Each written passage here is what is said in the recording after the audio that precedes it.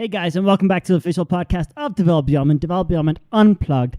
And this week we're going to be talking about a very important topic, which is how to generate good habits, especially in such a way that you don't burn yourself out, that it doesn't become too heavy, that you actually make plans that are personalized and contextualized in such a way that it takes into account your personality, your goals, your priorities, your motivations, your likes, your dislikes, and create something that works for you, something that's sustainable, something that's not just a 5-minute quick rush of adrenaline and instant satisfaction, but actually something sustainable, something where you don't end up getting frustrated halfway. And one of the ways to do that is having the right balance between some level of flexibility with yourself, not being too hard on yourself in the beginning, but also not getting too complacent and too lazy either. And it's really a matter of just finding out, okay, I need to challenge myself enough for it to be interesting, but not be so hard on myself that I am overburdening myself with this process, and understand that every process you're going to implement is going to be in stages. So the first few stages, you're going to have to cut yourself a bit more slack than down the road, you know? With an exercise routine, at first, it's going to be much gentler, and little by little, you're going to add weight to it. Little by little, you're going to add more time to it. Little by little, you're going to just kind of ramp it up a bit. And if you try to start on the 20th page or the 50th page, you don't have all the build-up, all the kind of training. But the thing is, sometimes we're afraid of judgment and we want to be perfect from the beginning. And then because we make a fool out of ourselves or we receive certain criticism or judgment, we feel like shit. So what we want to do is create habits where we take into account, you know, these are the stages, these are the things that my personality needs, this is what I need, this is what I want, and also filter a bit the noise of like, what have you taken on from family members, relatives, loved ones in general, friends, colleagues, like what things might be trendy or what things might be kind of standard practice in your culture, society to, you know, oh, guys have to be like this, girls have to be like that, or you have to be like this, and the only way to be successful is with this career or this role or this body type or this, that. What priorities have we taken on from others that maybe aren't our priorities and maybe just feel like a burden instead of something exciting that we are passionate about? Because when we are passionate, when we have motivation behind what we do, we have more perseverance, we have more ability to just keep trooping when things get a little difficult. And whenever you're going to generate a new habit, you're going to face some insecurities, fear of rejection, fear of judgment, fear of failure. And sometimes you want to be perfect from the beginning, or sometimes you don't want anyone to see you in your learning phases. And sometimes you are just kind of concerned of what your family and friends are going to say or think. And this also happens because when we're leveling up, a lot of people start judging us. It's like, oh, you're no longer one of us. Who do you think you are? You've forgotten about us. Or people in our society don't dress like that, or don't walk like that, or don't talk like that. Who do you think you are? You've left us behind. And a lot of people around you, like, for example, if you have a bit of, let's say you're an alcoholic and your friends are alcoholics and you live for the weekend and for the drinking, and then you decide, you know what, I want to get clean. Your alcoholic friends are very likely going to try to keep you on their level by being like, yo, let's, who do you think you are? Why are you so serious? Why are you going to be so pompous on this and that? And they're going to kind of put you down so that you hold on to those negative habits, right? Because for them, there will be a fear. There'll be a fear of abandonment. They'll be afraid of you abandoning them and leaving them behind. There'll be fear of them not being able to evolve fast enough. There'll be fear of conflict and falling out for different choices. There'll be fear of them being judged by you now that you feel like you're superior. That's how they're going to interpret it. It's not hopefully how you see it. It's more of a like, these are the things that are going to go through their head. So a lot of family members, a lot of friends, and a lot of relatives, and a lot of people in your just day-to-day life will kind of cut your wings when you start to grow. Sometimes with good intentions because they're afraid of you failing. Sometimes strictly because they have certain comfort with controlling you. So like we all have those relatives that they're so insecure about themselves that they spend their time controlling and manipulating everyone else to feel better about themselves. So like just be aware where the motivation comes from and why we shouldn't give too much power to all these voices, and why we should take the time and have enough self-respect, self-awareness, and self-love to take the time to identify what habits do I have that are positive, which are negative, which are my habits that I generate because of my goals, my context, and really that work for me, and which ones I have taken on because of judgments and rejections that really don't work. And how can I filter the noise and really maybe free up some time to implement some habits that are a little bit better for me? And the habits that I do have, how can I tweak them to make them work better for me? How can I tweak them? Can I use a different personality type, a different energy, a different intensity, a different order? Do I need to take certain steps beforehand? Do I need to learn certain skills beforehand? Am I just doing things out of like burden? Like, does it feel like a burden, or am I actually doing it in a way that is fun or exciting or nurturing for me? Do I feel that I'm evolving fast enough, or do I feel stuck? Where do I get stuck most frequently? Are there certain tendencies? It's because often we can identify, oh, I get stuck on this stage. I get stuck with this thing. I get stuck here. This every time I reach this point, it gets daunting. It gets stressful. And when you identify, you know what, I'm getting stressed because of every time I reach this spot, something happens. Okay, maybe this spot needs to be tweaked. Maybe you need to recalculate your route. And for that, we go back to the episode of recalculating your route. But there is so much value in taking the time to identify, I have these basic needs. I have these basic goals. I have these challenges, but I also have these ambitions. And I can go through the adversity and the challenges. I can open myself up to receive judgment, open myself up to be rejected, open myself up to fail, knowing full well that it's part of the learning process. And in a few months or a few years, I will be receiving more admiration than I'm going to be receiving hate. For example, with this sort of stuff like podcasting, we've had to do a lot of terrible episodes to get to a point where we have done more good episodes than bad episodes. And every now and then there's surprises. And you have to understand that along the way, you're going to have surprises. Along the way, you're going to have failures. You're going to have technical difficulties. The last 2 weeks have been quite difficult to get this podcast on air. And that's just part of it. But if it's important enough for you, if you're passionate enough about the direction you're going, these surprises, these challenges along the way, they become insignificant. They just become part of your learning experience and a story that you're going to tell later down the road. Last week's episode was so terrible, with so many technical difficulties, and it was just such a nightmare that it was like, you know what? In 6 months to a year from now, I'm going to be looking back to this episode, and I'm going to be like, yo, look at this. Look at all of what was going wrong in this episode, but we kept going. We didn't turn it into something fatal. And we have full control of when we let a failure or a mistake turn into something fatal. But when it comes to our habits, generating habits, unfortunately, many times we want to figure out how to execute that habit perfectly from the beginning. And it's not about having a perfect habit from the beginning. It's about understanding that it takes time to build a habit. And in that process of building a new habit, you're going to make mistakes. In the process of building a new habit, you're going to make a fool out of yourself. You know, every athlete in history has hurt themselves in the process of learning their craft. You know, it's just part of evolving. Every time you're going to evolve, you're going to have to go through that. But if we give too much power to judgment of how you have to perfectly execute things, like exercise routines, how many of you have this idea that for exercise to work, it has to hurt? Bullshit. Sure, for certain contexts and certain goals in mind, that's an indicator that you're making progress, and it can be a good sign, and you can use it to be like, you know what, the pain is maybe worth it for my goals. But we reinforce so many things that this has to hurt. If there's no struggle, there's no value. If it's not hard, it's not worth it. We have all these ideas where we make things more complicated than they need to be. In personal development, we also sometimes make the mistake of being like, oh yeah, I have to have a rags to riches story, so I have to destroy my whole life to rebuild it, to be able to say I was so much in debt, I was so stressed, I was so this, I was so that. And sometimes we create problems to fix them.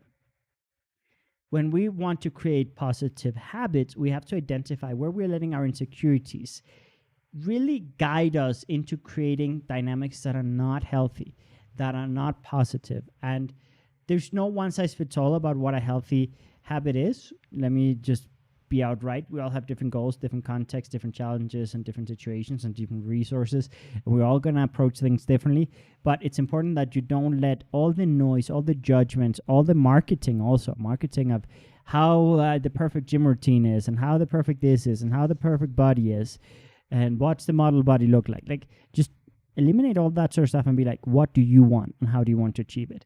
And that's a process that requires a certain level of confidence and willingness to make a fool out of yourself, willingness to just kind of go against the grain for some while. And it's not about going against something, it's going towards something. Because whenever you do things in protest, you lose yourself. So there, fear of judgment and fear of rejection, we can either direct it to, I'm not going to do this because I'm afraid of the comment, or I'm going to do the opposite of what everyone else is doing so that I don't want to belong to that group because, it's silly, it's ridiculous, I'm not going to follow that trend. Or I want to be part of that group, I want to get their approval, I'm going to go in and I'm going to join them. Like, we sometimes do those two things, and the sweet spot is in the middle. It's like understanding what do I want, what do I not want, and how not to lose myself forcing things that are not working, and how do I not, and also not kind of rebel against things, because when you're rebelling, you're not creating, you're not innovating. So just understand that the process for you is unique to you, but there's so much value in taking the time to finding what's your path, because we buy all these books, we take all these courses, we see all these YouTube videos where people share their success. And when I became an entrepreneur in the beginning, I was like trying to be the next Steve Jobs, and the next Mark Zuckerberg, the next Bill Gates, the next Elon Musk, the next whatever. I was always trying to be the next super successful person that we've all studied and learned from. And the problem is they have different personality types, different resources, different skill sets, different challenges, different insecurities. They have the general context is just different. So what worked for them is not what's going to work for me. And it was only the moment that I started being like, who am I? And what do I have to offer the world? And what's my path? That things became much more interesting. And for a while, things were going up. And then obviously the pandemic hit, and then things became more challenging again. And that's why when we generate habits, there should also be flexibility to, you know what, there are going to be surprises along the way, and it's going to be worth it. So now I'm going to be joined by someone who has a lot of experience with having certain challenges with habits because of judgments. She's in the middle of entering a message, I think. She's creating a watch party. Okay, she's creating a watch party on her profile. But anyway, so my girlfriend Des is joining. She's generally here every week. And this week we didn't have much time between the Spanish podcast and the English podcast to get ready, because the Spanish podcast overextended itself. It was quite long. So anyway, welcome to the podcast, my dear. Hi. I'm sorry I'm so late. Today has been a tough day. Yeah, it's been a fun day. I was just saying that how last week and this week have been fun, full of surprises along the way. But anyway, let's talk. Generating habits. Oh. You've had a bit of a challenge because you received a lot of judgments from family members, from old friends. Whenever you start evolving, whenever you start defining your own path, how many people haven't just kind of torn you down, whether it's building a new relationship, building a new routine, starting up a business, whether it be whatever project you start, you've had a lot of judgments. Yes. I don't even know where to start, but yeah, once I let go of my bad habits, and bad habits also include people, I started getting a lot of comments, like people saying, you've changed a lot, you no longer you think you're better than us, you no longer want to be like us or something like that. But it's completely the opposite. I've just um I don't think I'm better than anybody. It's just the fact that I'm growing and I'm letting go of toxic people, and keep that in mind that toxic people are going to be the ones that are going to say that.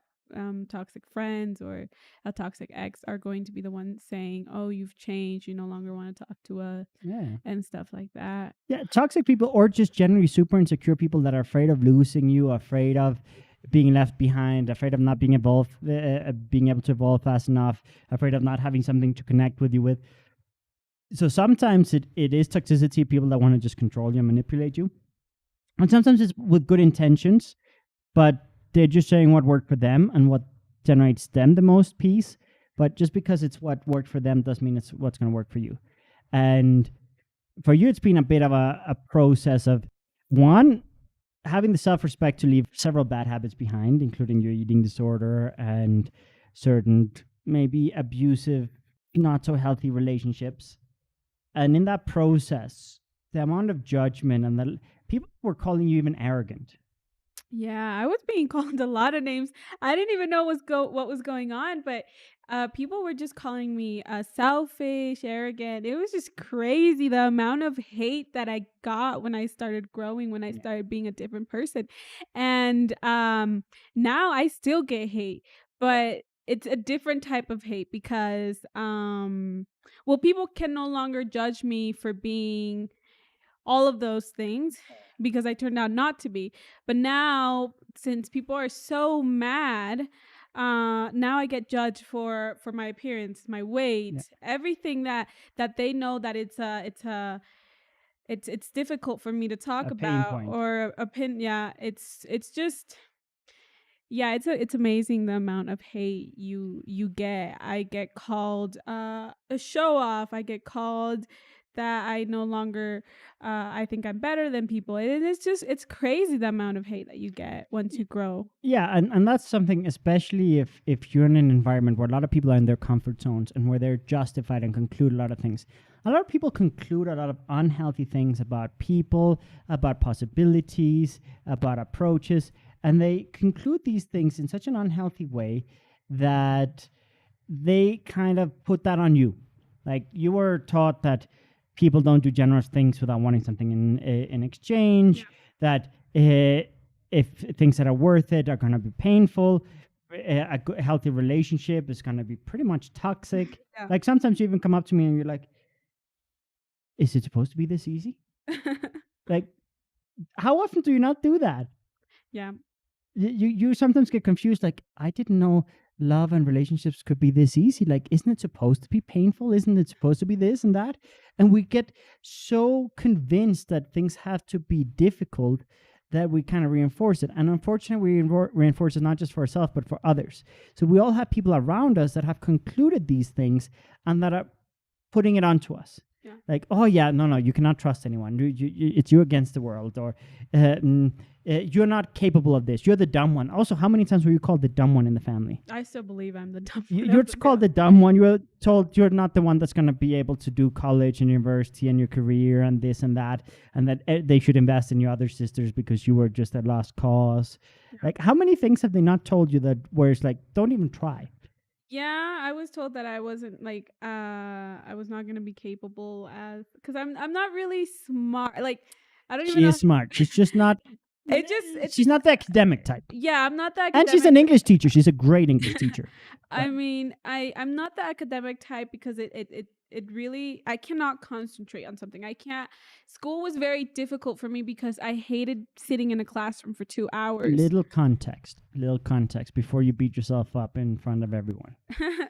She had to move countries. I've done this several times and I know how hard it is. She had to move countries, culture, societies, levels of education.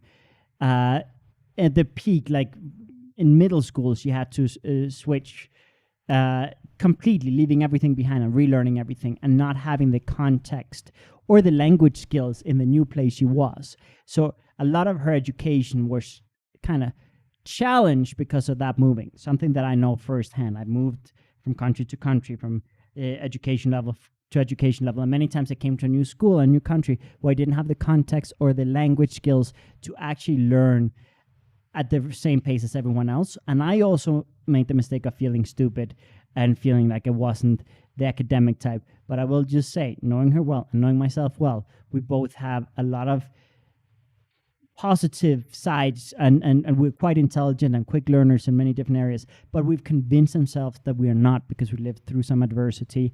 And it's not a justification, it's just a little bit of context because I don't want her beating herself up. No, yeah, I totally understand that point of view. Like, I'm not just I grew up in Oregon and English was my main language and I was really good at it. Like I was really good at it. I was always in advanced classes when it came to English because I was beyond um my level, so my teachers like to challenge me.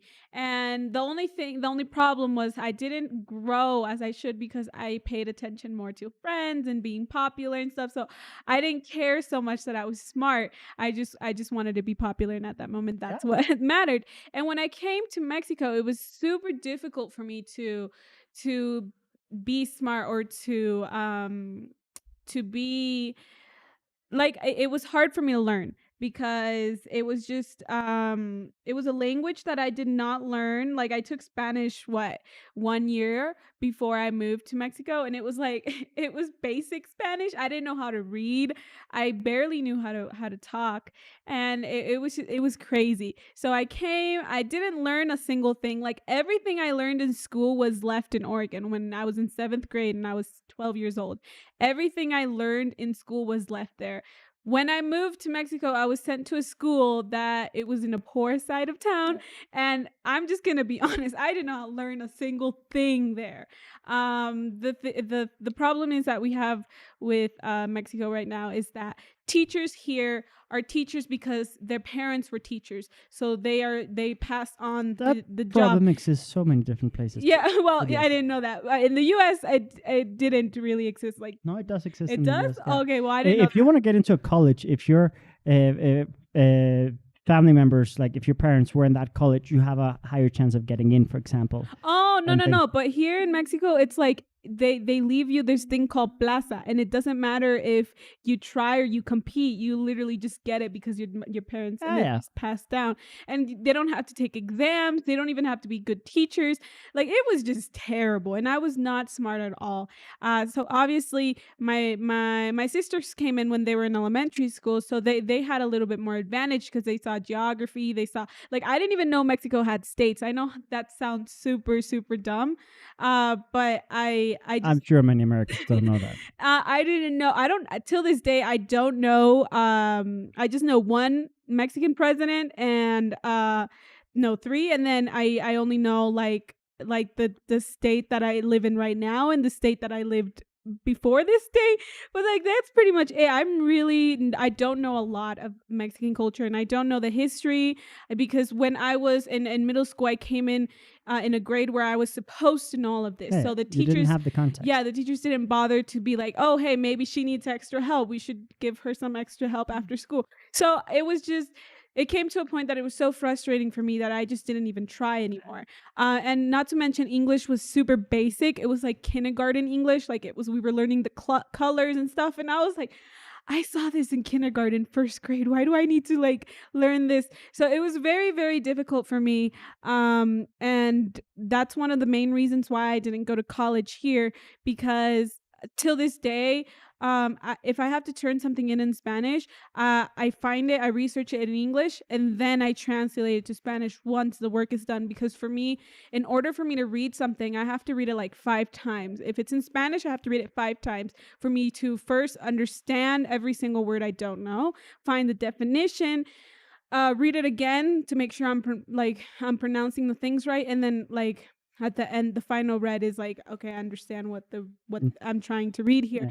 But it's really difficult, and obviously for my sisters, it was a bit easier for them because they liked learning this language, and for me it was difficult because I was No, but they were also younger, and when yeah, you're they were younger, younger. the younger you are, the easier it is to learn a language too. Yeah, they were in elementary school. And the easier it is to get into a school. Like if you move to a place at an elementary school level, it's very easy to integrate. But when you change schools, the older you get, the harder it gets. Like I changed countries and languages so many times growing up, like continents, like Yeah. so many times, and there was definitely a big big difference between how fast I adapted when I was younger and how hard it was when I was kind of above 10 years old, I think, is when it started getting more difficult to adapt to these changes. But the reality is, we all have these experiences that we live through that make us conclude that we are incapable of something. Yeah. And for example, Des, you've had the challenges of, one, changing countries and not having all the context and build up and training and education to adapt to that change. And you're made fun of because you didn't learn fast enough because you expected to know things you didn't know. Yeah, I was made fun of by like my own classmates. I would get made fun. It was really tough. I sometimes I look back to that time in my life and I just don't know how I survive all of that, because at school I was made fun of because I didn't know how to speak well. And at the same time I was also I was the center of attention because I was like I came from the US, my English was pretty good, and it was like I was different from the other girls.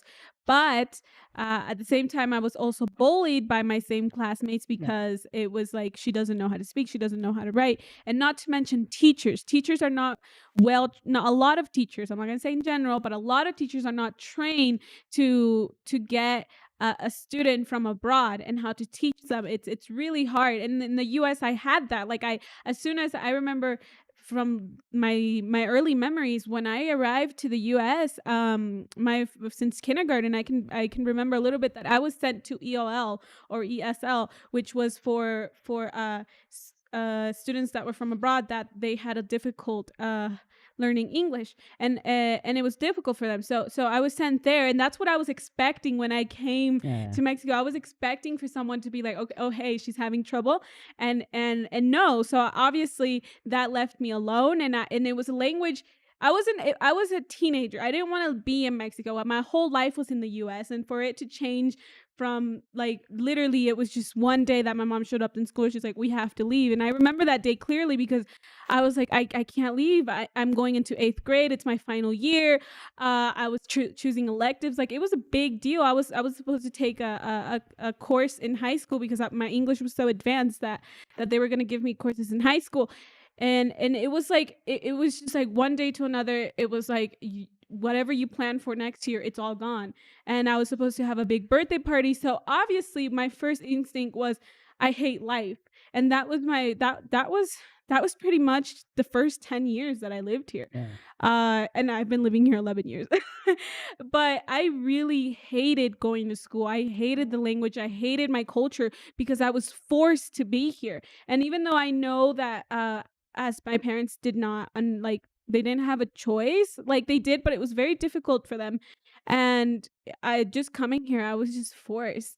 And I hated life all through middle school. I hated life all through high school. I hated life as well because seeing my friends apply for colleges when I was in high school, seeing my friends from the US go to prom, go to homecoming, have all graduation, all of these things that Mexico doesn't have that I was looking forward to, like I was just mad. That's a big thing too, because when we talk about generating good habits, we have to be aware that sometimes we have a certain route in mind, and we have a great episode a few episodes back about recalculating your route.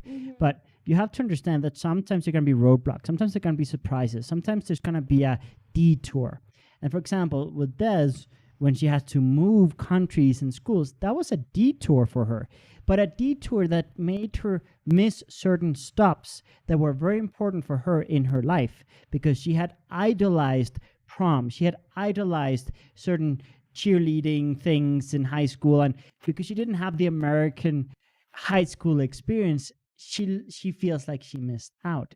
But the reality is we have to look at bigger than that. We have to look longer term than that. Where am I going? Not what experiences and what stops. Like, yes, those are important, but those can tweak and they can change, and it can be hard, it can be frustrated, but the longer you hold on to resentment and frustration over the fact that your route has changed, the longer you're going to be delaying and postponing your actual results.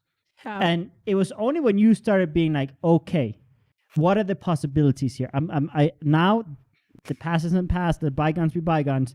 Now, moving forward, how can I learn to like this place? How can I learn to adapt to this place? How can I build a life here that works? What is within my control? And that's when you started being like, oh, I should move cities. There are other places with more of the stuff I Yeah, I like. guess like my first breakthrough was after high school, and I didn't even know I was gonna get this job, but I had to go to college because I wanted to be a fashion designer, and I couldn't afford the my parents weren't willing to pay for school, so I found my first job as a teacher, and I honestly did not think I was gonna like be a teacher. I didn't think I had what it takes. I mean, I it was just weird for me, and it turned out that I passed the test. It was awesome.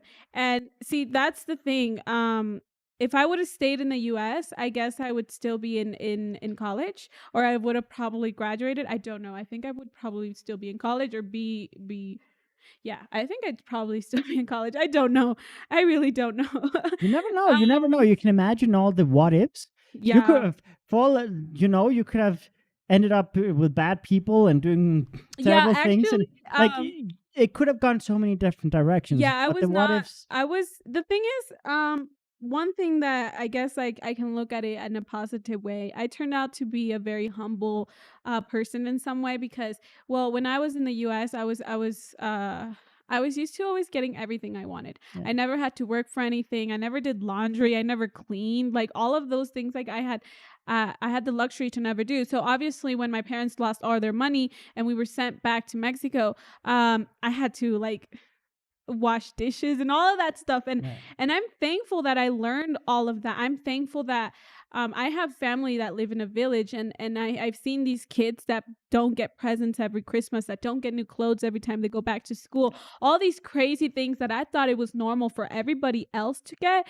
these kids didn't. So coming to Mexico really opened my eyes to see what my mom went through her childhood, to go to see my neighbors. Like I had the luxury to have internet where I live. But I in my neighborhood, I think we were the first family to have Wi-Fi, because it was like it was a very poor neighborhood, and I could live in a two-story house, but my neighbor was living in a house made out of six. So it was crazy, the difference in seeing all these people suffer. And I had the luxury that I still have family in the US. So whenever things would get tough, I would just ask, they would just send us money, and then it was over with.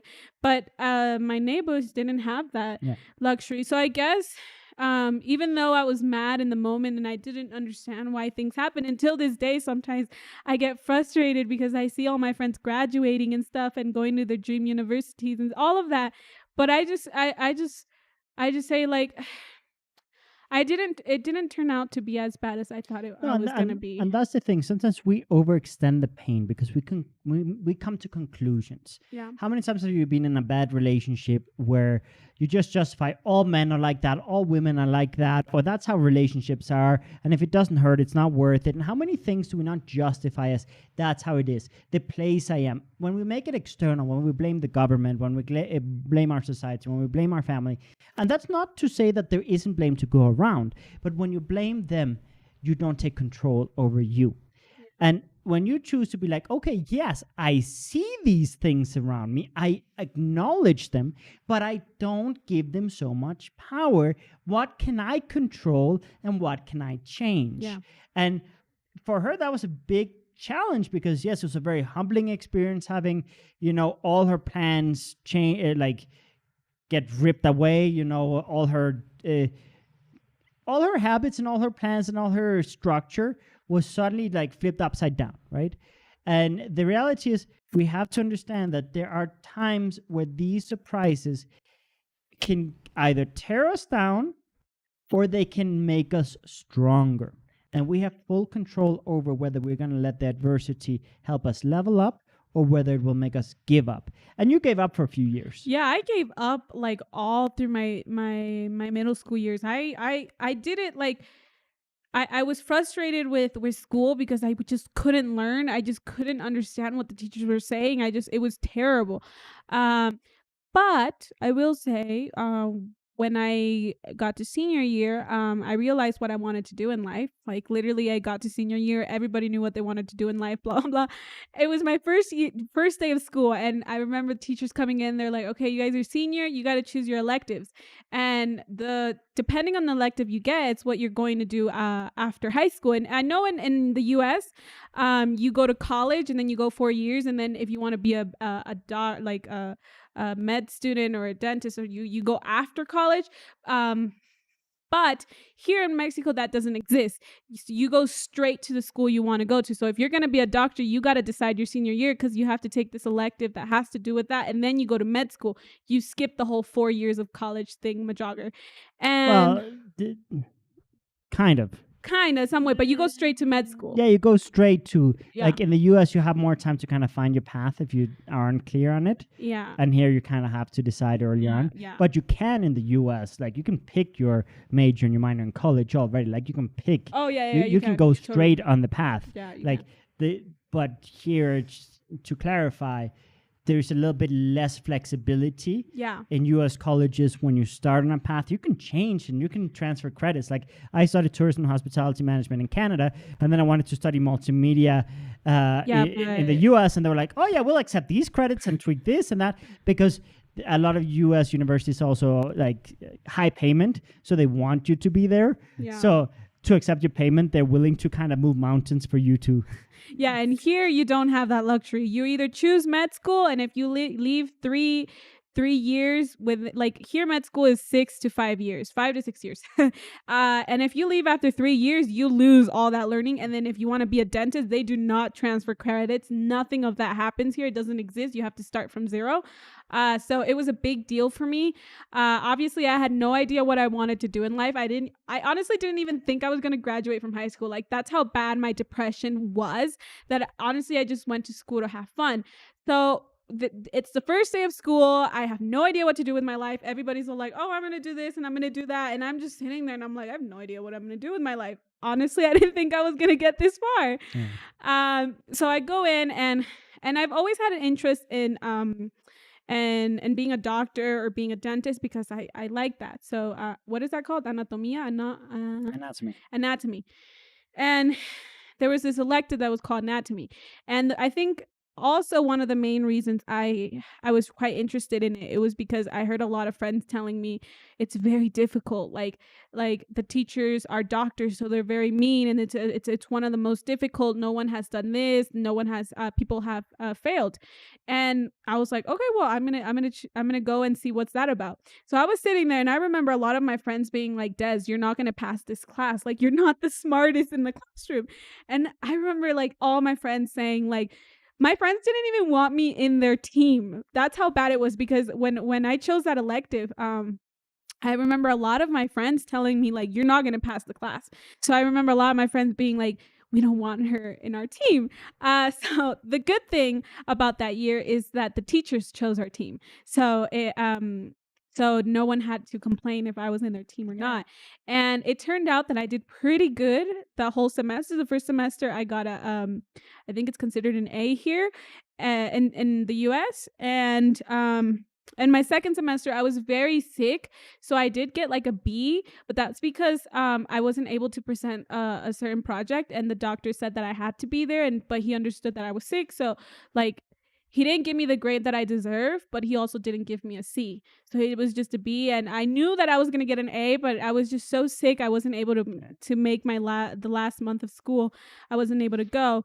But yeah, I guess that's when I realized what I wanted in life, and that even though I didn't turn out to be a dentist like I had planned to, um, I turned out I'm a teacher. I'm 22 years old, and I already have 3 years of teacher experience without having to go to college, and not a lot of people around the world can have that so easily. Like, I have friends my age that they're immigrants just like I was, and they just stopped there. They just stopped in high school. They weren't able to go to the to college. They weren't able to work, and life is pretty tough for them because they really have to just work like a 9 to 5 job, and a pretty basic job. And I finally understood that living in Mexico has its advantages. And when I was 19, I made my first store. I created my own store, which was pretty awesome and paid for my first semester of college. Um, and I realized that's when I started realizing how awesome it was to live here, because if I would wanted to do that in the US, I had All to the get permits, the all permits, the all of yeah. the paperwork, all of that. And here in Mexico, it was just like I literally started my store with 600 pesos, I believe, and then I made it so big that I was able to pay my first semester of college, and it was pretty awesome. And that's when I remember telling my sisters, like, I'm so glad we moved here, because I would not be able to create all of this in the US. And it's pretty cool because you it's easier for you to become an entrepreneur Yeah, it's a here. very entrepreneurial centric society. Yeah. Most people here are business owners, entrepreneurs, and that's And once I started changing my mindset to hating this country oh, to and stop hating it. to stop hating this country, once changed my mindset, good things started to happen. Yeah, And I guess that's the point of creating, what is it, good good habits. habits, because my bad habit was hating everything. Yeah, it's concluding things. It's concluding defeat before you've even given yourself the opportunity to try. Yeah. It's we so many of us prematurely decide that we're going to fail, or it's not possible, or this is like terrible, and we throw tantrums, and we beat ourselves up, and we beat up others, and we just kind of get into this kind of negative situation instead of being like, we can do this, like I can Yeah. do this. And the reality is, life is dynamic. Life is going to throw curveballs at you. You're going to get surprised along the way. Any new habit you're going to generate, you're going to face surprises, rejection, failure. People are going to doubt you. People are going to put you down. People are going to want to stop you and cut your wings. And that's part of the process. People are going to make fun of you. People are going to put labels of you, of you're the dumb one, you're the not sporty one, you're the nerdy one, you're the this, you're the that. And that's going to limit you a lot. I myself, I conclude a lot of things about myself that have limited me for years. And when I've opened myself to learn, I constantly surprise myself how easily I learn things that I had concluded I couldn't learn. And like, for example, in my family, there were all these ideas like, oh, in our family, we're bad at sports. In our family, we're bad at singing. In our family, we're bad at this. So what did that do? It just made us lazy. It made us complacent, made us just conclude that we couldn't. But now my mother and sister are taking singing classes, and every day they're getting better and better in singing. And my sister actually sings phenomenally. But there's so many things that we've concluded that, oh, yeah, no, we can't do this because in our family, we don't do this, or in our family, we can't do that. And Mhm. you have to identify in your life, how many conclusions have you come up with that have limited you? How many labels have you put on yourself? Oh, I'm the slow one, I'm the dumb one, I'm the chubby one, I'm the this one, I'm the slow one. Like, oh yeah, my sisters are the ones that are the smart one. They've drilled that into you so much that your sisters are the smart ones, Yeah. that like I constantly have to tell you, you're super smart, you're just different type of smart. Like you're it's impressive how many things you learn and how quickly you adapt and how resilient you are. Yes, you have anxiety. Yes, you have certain mental illnesses that make it a challenge. But you're fighting battles every day and you're kicking ass. But you never stop. Like, sure, sometimes you slow down to reevaluate, learn new things, change your route a little bit, but you never stop. And that's what matters. Like, it's not about going super fast all the time. Sometimes when you're generating new habits, you have to cut yourself some slack, because sometimes you have to prepare beforehand. Sometimes you have to learn something. Sometimes you have to go through the tutorial phase before you get into the next level. Like in video games, there's every time you in the beginning, it's like very basic, and little by little it becomes harder and harder and harder. I skipped the tutorial. Yeah, you skip tutorials in video I'm games. You're terrible. tutorials. You're terrible. Yeah, it's shocking. Yeah, no, and that's the thing. Like, you have to understand that thing of wanting to skip the tutorial. How many times in life do you want to skip the tutorial? Yeah, it's not a healthy thing to do. I definitely don't recommend it, because I've skipped tutorials, and I've ended up having to go back to the tutorial and spending more time, wasting more time on preparing myself. But I will say, in some things, it's actually good. I mean, being a teacher, if we put the tutorial as going to college, I skipped that, and I just went doing an exam and then going to training for 3 months, and then boom, I was a teacher. Yeah. Which is in some cases it can be good, but in other cases you always need training for No, everything. every situation is different. Every individual is different. We all have different contexts. We all have different realities, and we all have different challenges, resources, etc. And that's something. Nothing is one size fits all. But just be aware that many times we want to be perfect from the beginning, and we don't want to make a fool out of ourselves. We don't want to look bad.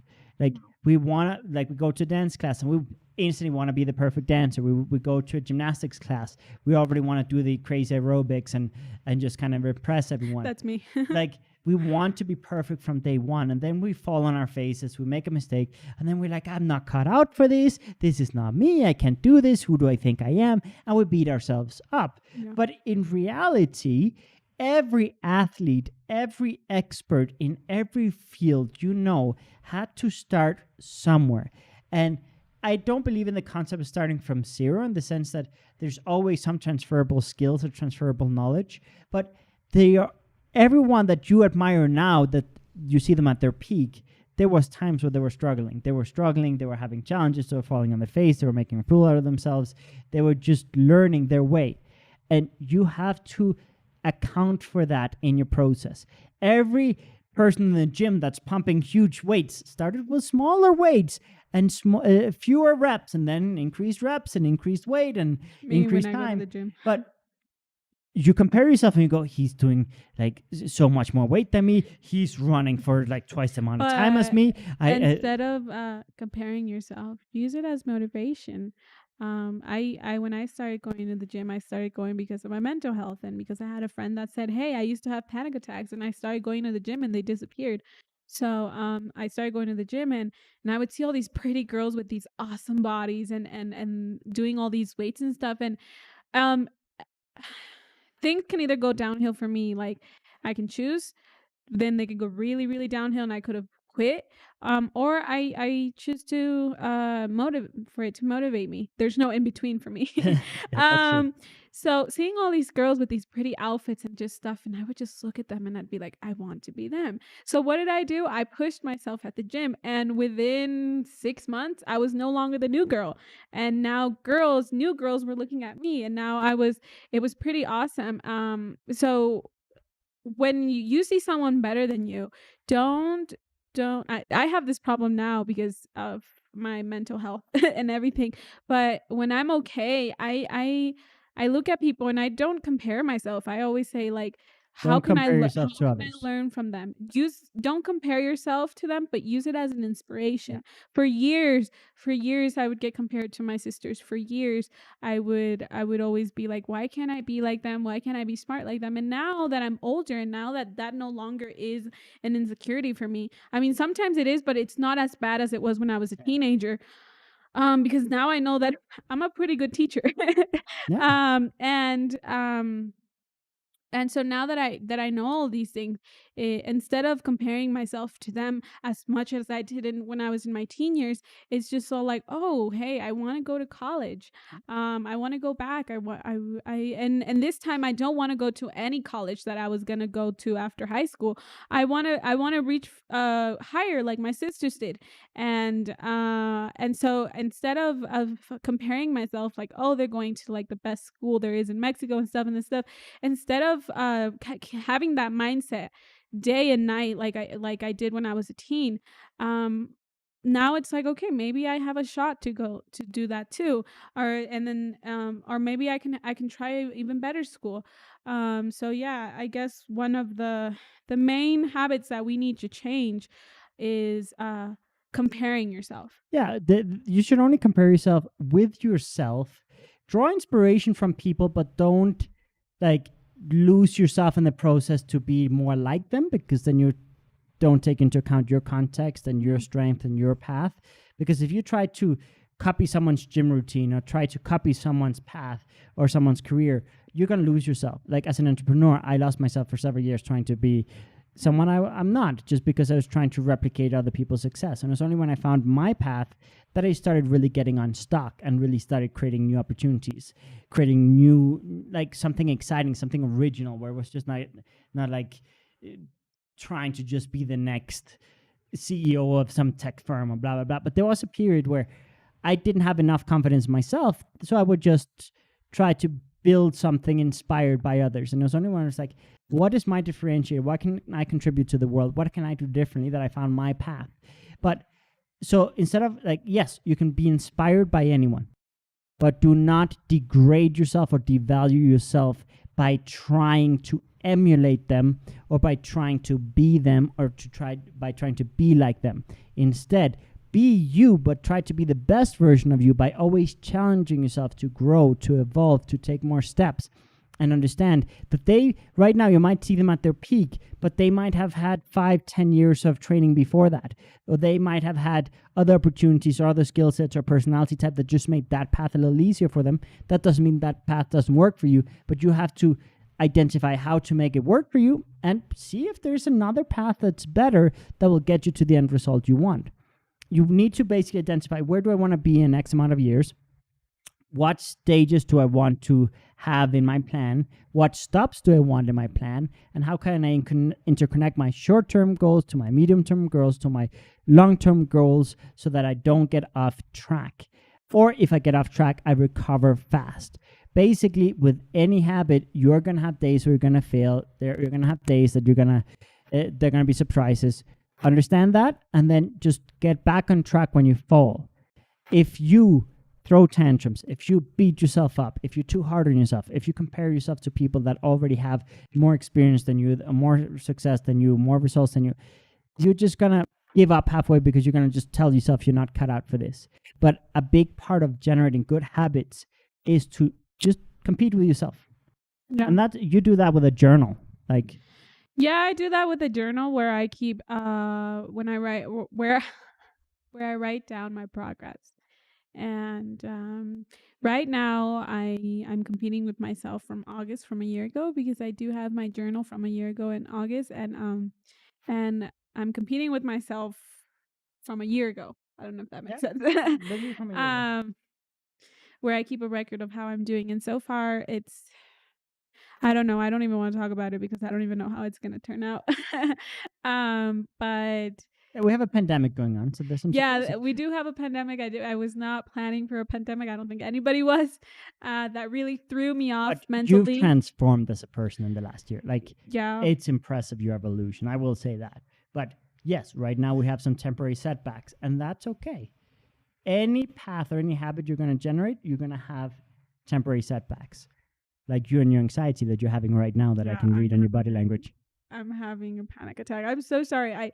I feel like the last podcast, and this podcast has been mainly about my anxiety, but it's just I've been having so many bad days lately. Like, it's been crazy the amount of bad days that I've had, and even though I feel so terrible, um uh You I still always, show up. yeah, I still show up, something that I wouldn't have done a year ago.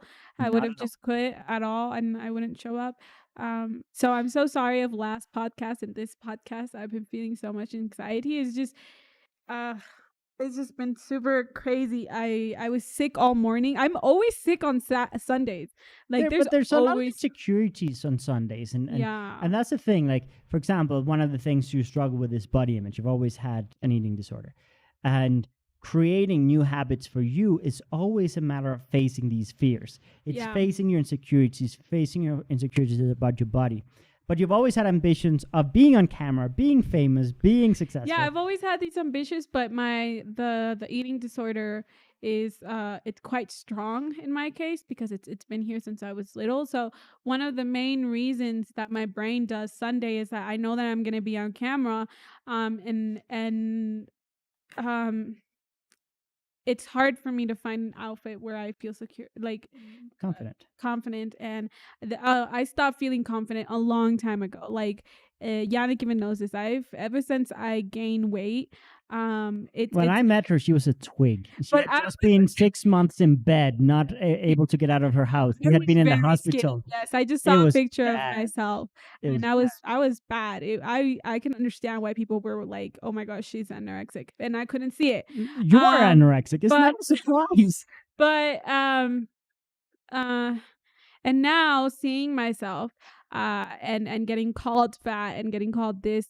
It's really affecting me. Like it takes a lot for me to come on the podcast, because when we had the we brainstormed the podcast season 2, I was super excited because my body was like super beautiful. I was working out, and it was before the pandemic. I don't know if it was before or the No, it was the beginning, beginning of the the beginning of pandemic. the pandemic.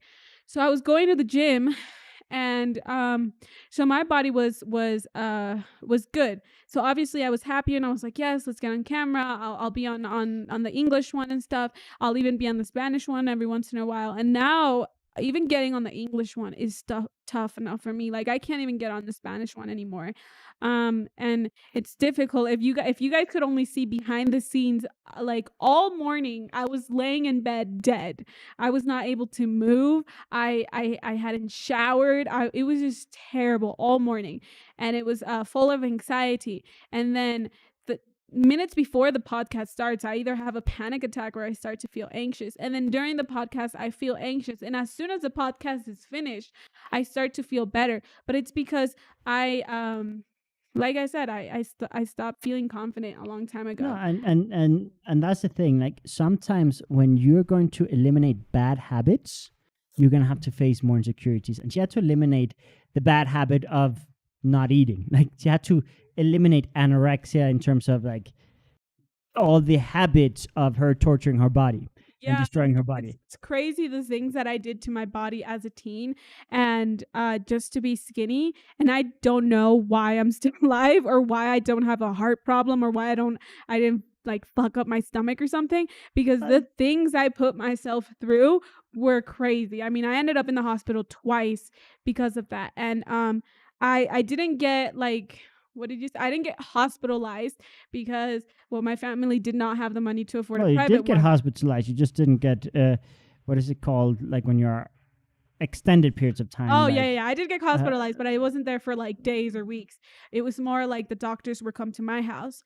But no, you went to the hospital too. yeah, but I know I went to the I mean, how do I say this? Uh, I refer to getting hospitalized when you're there day and night. okay. I never spend a night in the hospital Okay. like to sleep. I went there for emergencies, and then they would keep me a couple of hours. But since here we have a very bad healthcare system, if you're not dying or bleeding out or unconscious, you don't get to stay in the hospital. So yeah, so since I didn't have any of those things, and well, my parents had to carry me back home and then just treat me at home. I wasn't There was no room for anybody that didn't have those things in the hospital. So but I guess if I were in any other country, I would have gotten hospitalized for days. No, this is a good point to illustrate when you're generating positive habits. And I consider you a person who has left a lot of bad habits behind and has been implementing more positive habits, but you are constantly with a battle of trying to maintain them because of your mental health and your traumas and blah blah blah. And because of the And the pandemic has pandemic been has made it hard for super us. hard.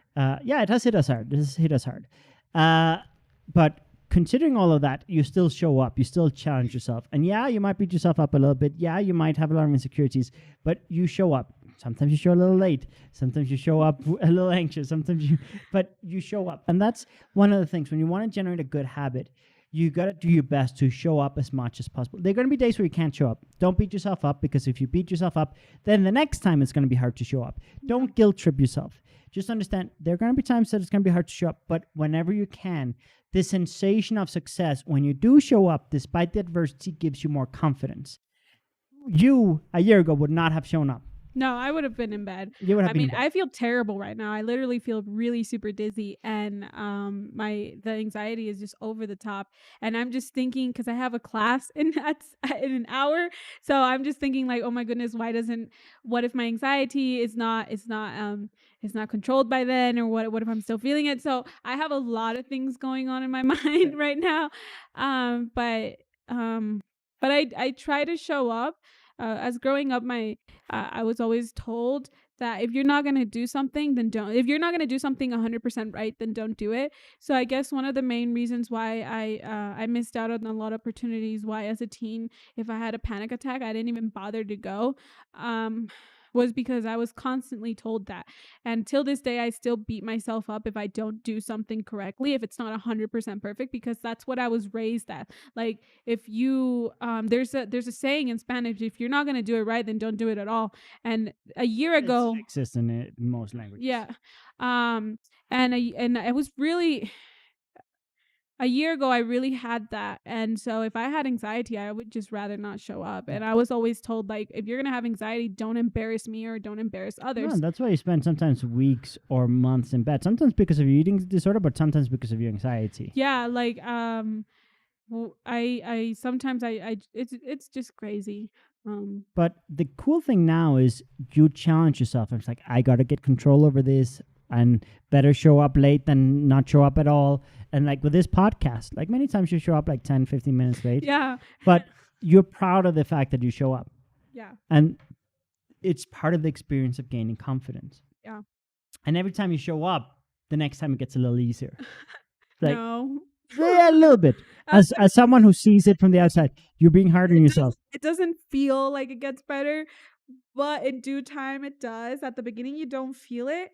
Yeah, sometimes the But it does. insecurities in the beginning Yeah. feel unsurmountable. Yes. So anyway, I guess this is also can work as a what was I gonna say? What's the topic? I forgot. Good habits. As a good habit to really just take baby steps. And I constantly compare myself with other people, and I'm not my best self at the moment because of the pandemic, because of mental illnesses, and because of a lot of other things, but I'm still here. And something that I keep in mind is that uh I was always told that people have it worse.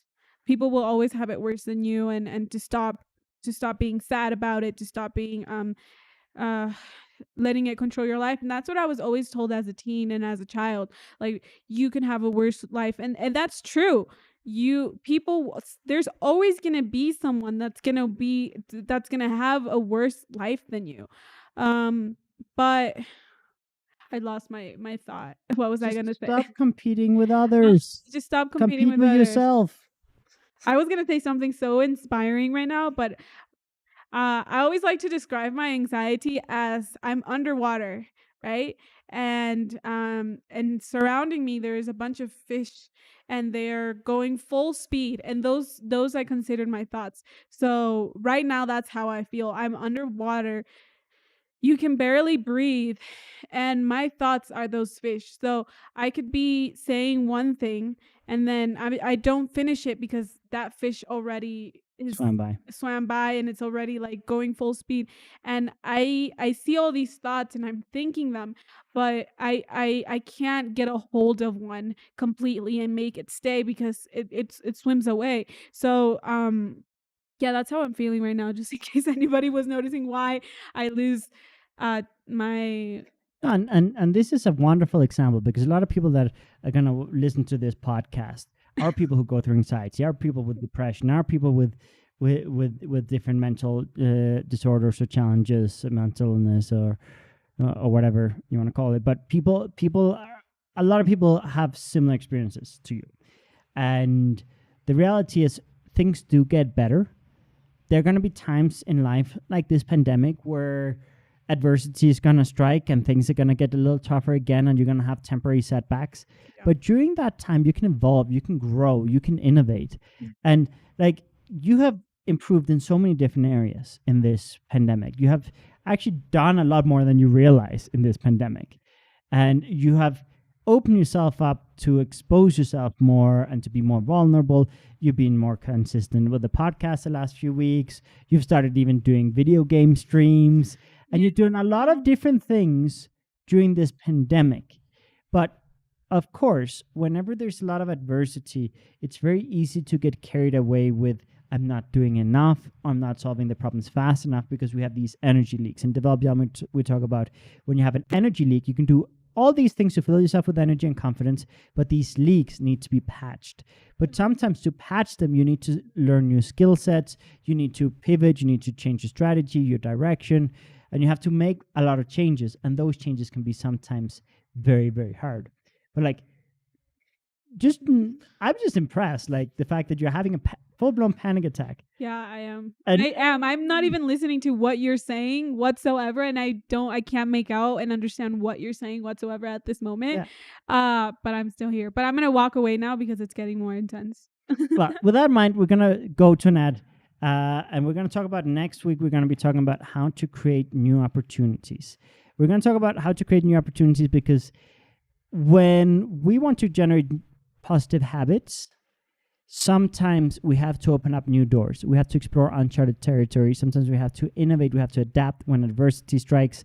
We have to create new opportunities to be able to keep going and to not give up and to not get stuck halfway. So let me just put on that ad and let's go from there.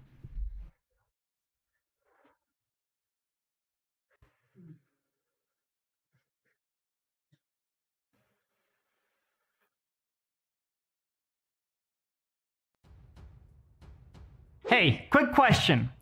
Are you currently stuck and confused and frustrated? Are you giving up on your plans? Are you realizing that now with the coronavirus and all of that, you have to change your plans? Is it very heavy and hard for you to maybe accept that now it's time for a change? What if you change your mental narrative and think of it as an opportunity? Right now, the markets have changed, and yes, it means a lot of things that were possible a certain way before are now no longer possible in the exact same way.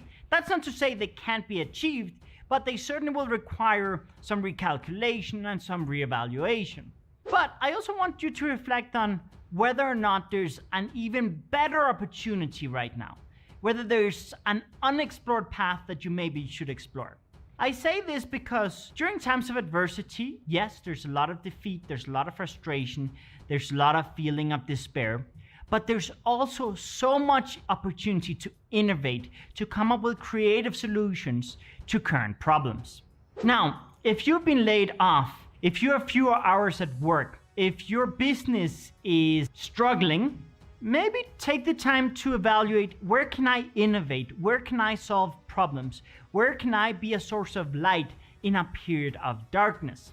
Because the moment you stop beating yourself up and feeling like a failure and feeling guilty for having put yourself in this situation or for not having planned or saved enough for this situation, the moment you stop beating yourself up and you start thinking, okay, the past is the past, let bygones be bygones, let's not cry over spilled milk.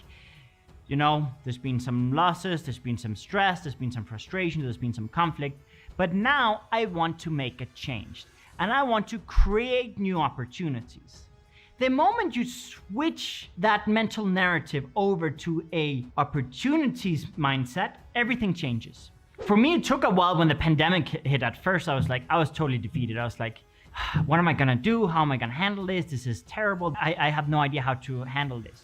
But interestingly enough, I started also seeing, well, people have more time than ever. We have more time than ever. We can innovate here, we can build something here, we can come up with a solution to this. What problems are people having and how can we help them solve them?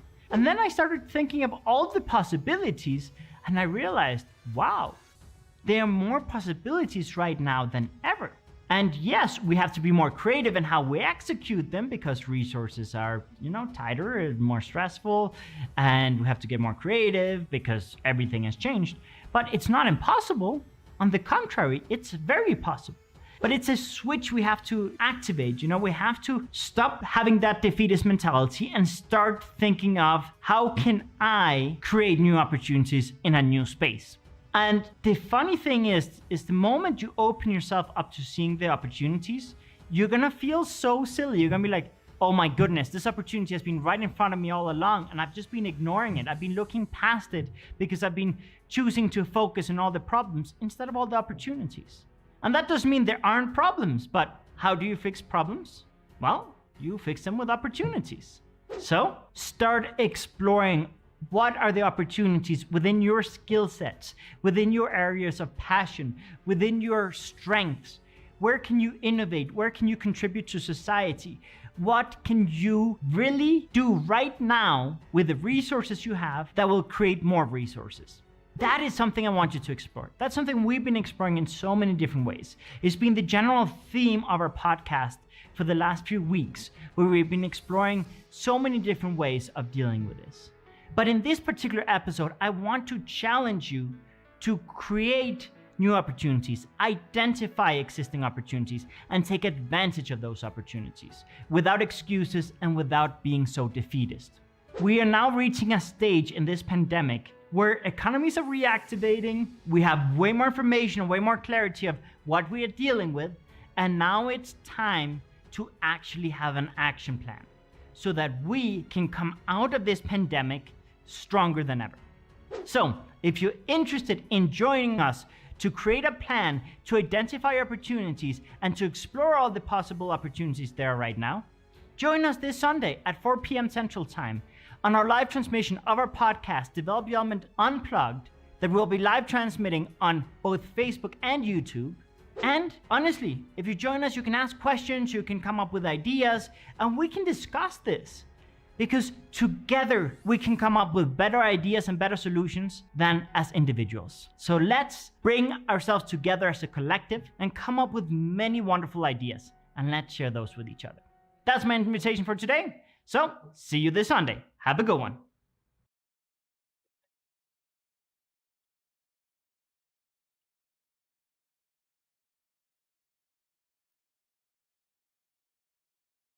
Okay, so that pretty much wraps up the promo for next week. And let me just give a very quick recap of today's topic so that you have clarity on how to move forward. And yeah, let's continue next week looking at how to add opportunities to your path, to your plan. But basically, to recap, whenever you want to generate a positive habit, make sure that it isn't a burden.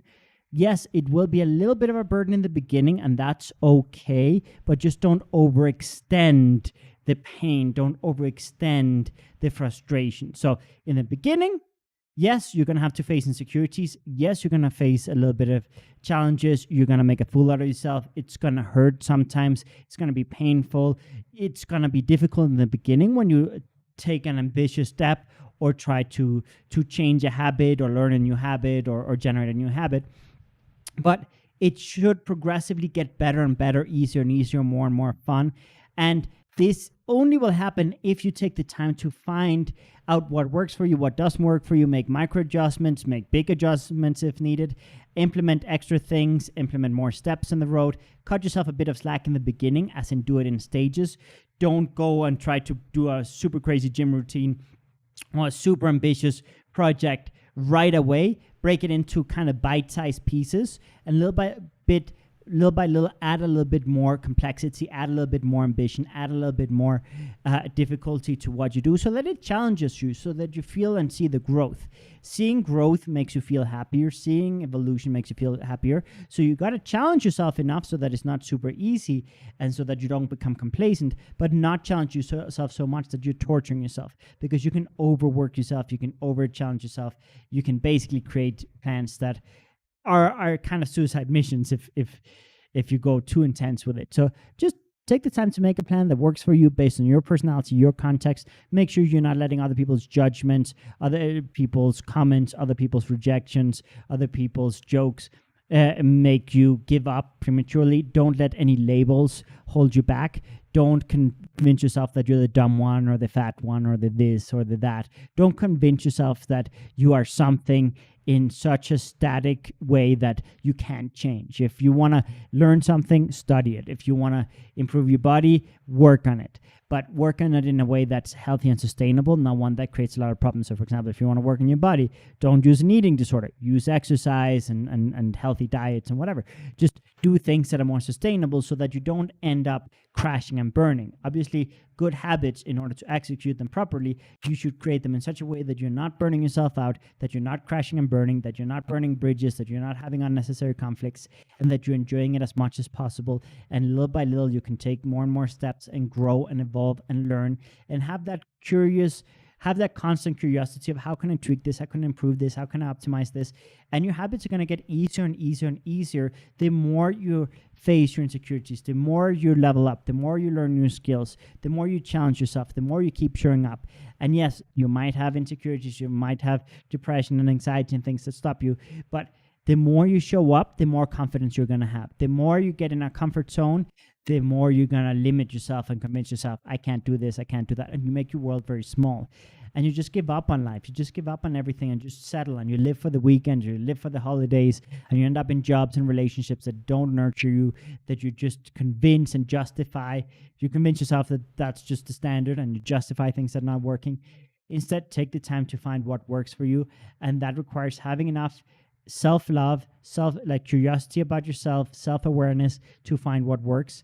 And yes, in the beginning you will get judged and rejected and put down by a lot of people that don't want to see you grow, because they feel they're going to be afraid of you outgrowing them, you abandoning them, you having a falling out, etc. But just make sure that you don't let that happen, because once you're better, they're going to be inspired by you, and you're going to be a role model for them, and they're going to come to you for advice. My sister, when she moved to Japan by herself, I judged her a lot. I was like, you're crazy, how you can do this, you're not ready, you can't do this, you can't do that.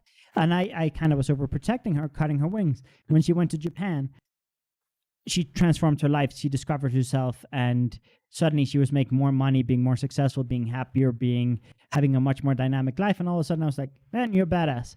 I want to learn from you.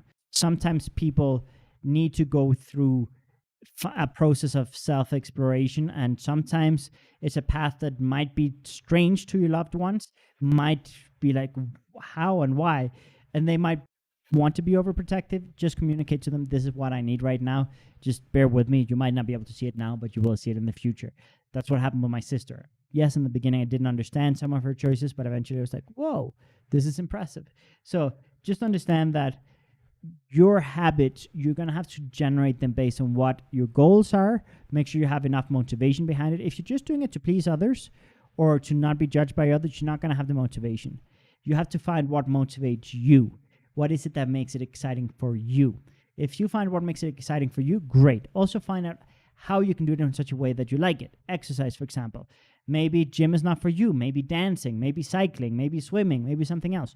My grandfather, it was all about swimming. I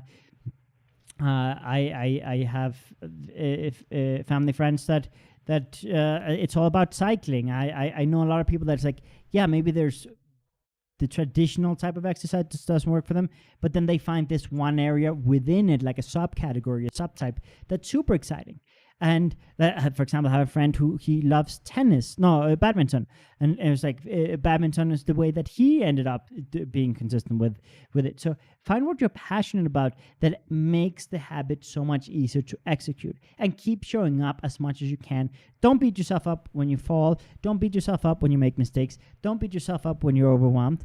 Just take a breather, but return, get back on track, because if you don't get back on track, you'll beat yourself up more, and you're going to end up feeling more insignificant or more incapable. So just keep trooping, take it one step at a time, baby steps in the beginning, but become more and more ambitious little by little, take bigger and bigger steps, challenge yourself more and more, and eventually you're going to be impressed, and you're going to be looking back and be like, that's where I was a year ago. Compete with yourself.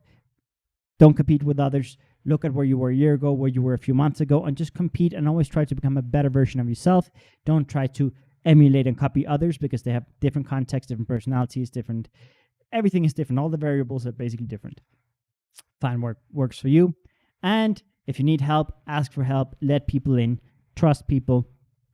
Yeah, there's some people that are not trustworthy, but there are plenty of people out there ready to help you. So just let people in, and it will change your life. If you are willing to ask for help and collaborate, and really just kind of make this a collaborative process, whatever it is that you're going through. You don't have to go at it alone. Most things, there are people waiting to help you. So it's going to be awesome if you do that. And just make a list of what are your habits, what are habits that you've taken on from others, what are habits that are currently stuck because you're approaching it the wrong way, and filter out all the noise and try to generate habits that are by you, for you, or by others initially, but that you've made your own, that you've taken ownership, you've adapted it to yourself, and identify how you can make all your habits more fun, more interesting, and so that you feel a constant evolution, because that evolution will give you more energy to take more steps. The more steps you take, the more energy you're going to have to take more steps. So stop beating yourself up, because the more you beat yourself up, the more failure you're going to have. And also identify when you're having unhealthy habits that are stopping you from having healthy habits, and do your best to find healthy replacements so that you aren't in a situation where you're letting all these bad habits that are often led by insecurities and needing to fit in or needing to rebel, leave those in the past, because they're not creating the future you want. And believe that there are more possibilities than what you can see right now. And even if you can't see it, have the curiosity to explore the possibilities. And next week, we're going to be exploring all the possibilities where you can create new opportunities, open up new doors, and kick some ass. So with that in mind, I say see you next week and have a good one.